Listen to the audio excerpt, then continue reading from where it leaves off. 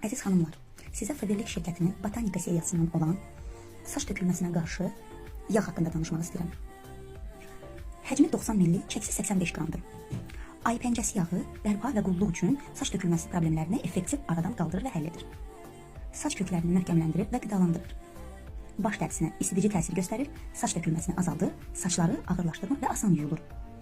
Tərkibində olan ayı pəncəsi saç soğanlıqlarını möhkəmləndirir, saçlara bütün uzunluqları boyu təbii parıltısını geri qaytarır, saçları elastik edir. Qırmızı biber baş dərisini, saç dövranını yaxşılaşdırır, saç köklərini möhkəmləndirir və tökülməsinin qarşısını alır.